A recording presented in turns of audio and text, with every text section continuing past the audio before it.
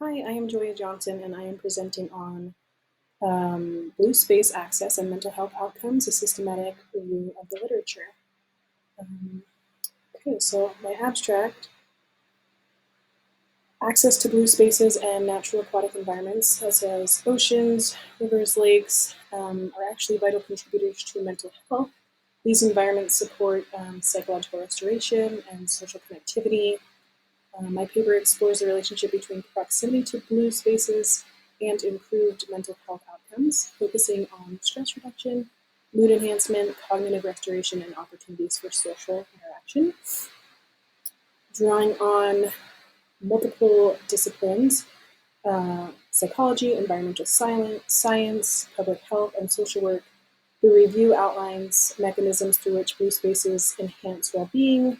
Exposure to water has been linked to lower cortisol levels, reduced anxiety, heightened calmness, fosters mindfulness and emotional regulation. Blue spaces also promote social well-being by offering a setting for community, engagement, and reducing loneliness. The paper also addresses issues of accessibility, especially for marginalized populations facing barriers due to economic constraints.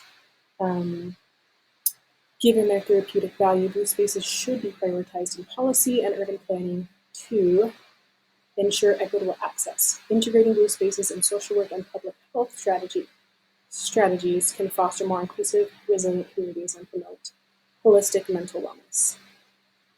So, background.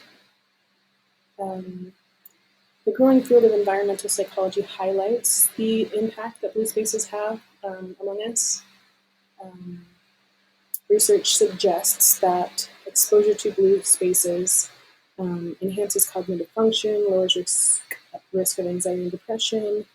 The restorative qualities of blue spaces align with theories such as attention restoration theory, ART, and stress reduction theory, SRT, which propose that natural environments can replenish cognitive resources and reduce physiological stress responses. So there's multiple pathways.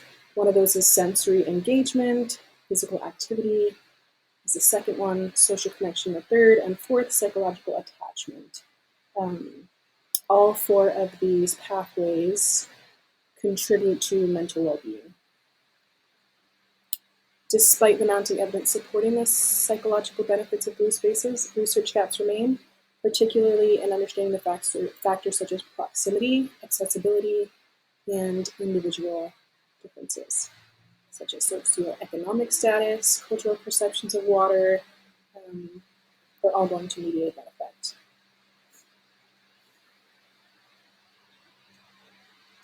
In the literature review, key findings are psychophysiological benefits. Blue spaces have been linked to lower cortisol levels. Blue spaces facilitate mental recovery, cognitive restoration. The presence of water enhances mindfulness and relaxation. It supports better emotional regulation. The second key finding is cognitive and emotional restoration. So blue spaces facilitate mental recovery and cognitive restoration by reducing directed attention fatigue. It enhances mindfulness, relaxation, and third, physical activity and social interaction. So it encourages physical activity when we have access to blue spaces, swimming, wading in the water, walking in the water. It's associated with improved mental health outcomes. And they serve as social hubs, which reduce feelings of loneliness and isolation. And the fourth key finding is psychological attachment and well-being. Many individuals report a deep emotional connection to water, experiencing it as a place of refuge, reflection, identity, and the attachment contributes to a greater sense of meaning, belonging, and personal resilience. So some gaps and limitations in the research. The role of individual differences, such as socioeconomic status, cultural background, past experiences with water, maybe trauma with water, can also shape whether these things are beneficial or not to an individual.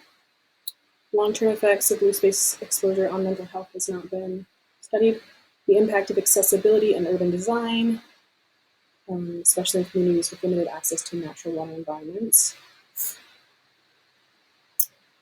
The literature highlights blue spaces as valuable but underutilized resources in promoting mental well-being, integrating blue spaces into urban planning, public health initiatives, and therapeutic interventions. It may offer cost-effective, sustainable strategies for improving psychological resilience and reducing mental health disparities. Future research should focus on longitudinal studies, intervention-based approaches, and diverse populations to better understand and maximize the mental health benefits of blue spaces.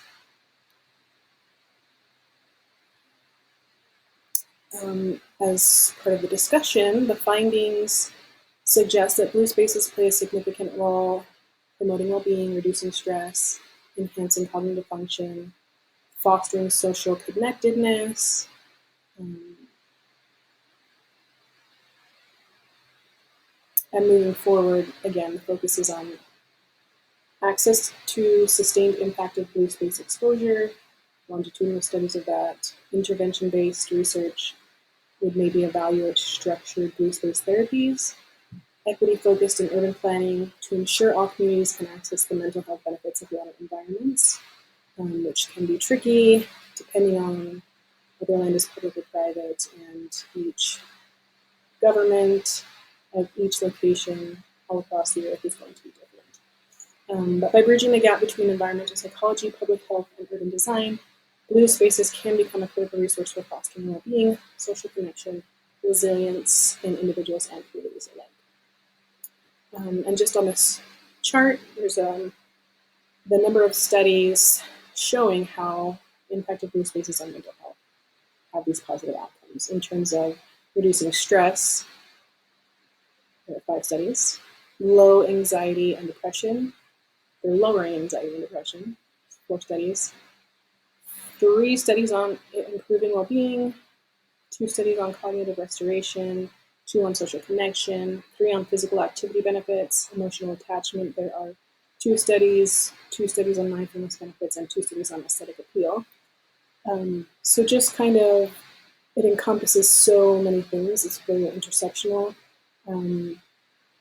But the research is very much in support of the wide array of benefits that having access to blue spaces can have on our mental health.